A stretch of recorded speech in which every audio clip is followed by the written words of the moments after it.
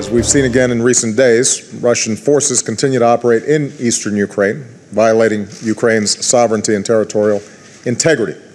This is now the second year in a row that the G7 has met without Russia, another example of Russia's isolation. And every member of the G7 continues to maintain sanctions on Russia for its aggression against Ukraine. Now, it's important to recognize the Russian economy has been seriously weakened. The ruble and foreign investment are down. Inflation is up. The Russian central bank has lost more than $150 billion in reserves. Russian banks and firms are virtually locked out of the international markets. Russian energy companies are struggling to import the services and technologies they need for complex energy projects. Russian defense firms have been cut off from key technologies. Russia is in deep recession. So Russia's actions in Ukraine are hurting Russia and hurting the Russian people. Here at the G7, we agreed that even as we will continue to seek a diplomatic solution, sanctions against Russia will remain in place so long as Russia continues to violate its obligations under the Minsk agreements.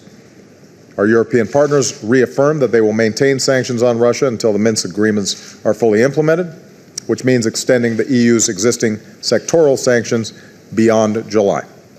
And the G7 is making it clear that, if necessary, we stand ready to impose additional significant sanctions against Russia.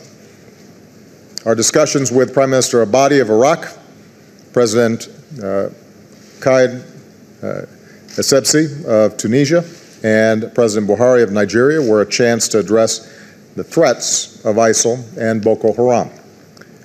The G7 countries therefore agreed to work together and with our partners to further coordinate our counterterrorism efforts. We have made significant progress in pushing back ISIL from areas in which they had occupied or disrupted local populations.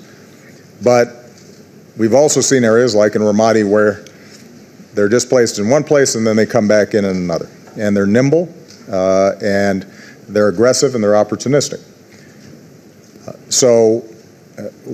One of the areas where we're going to have to improve is the speed at which we're training Iraqi forces.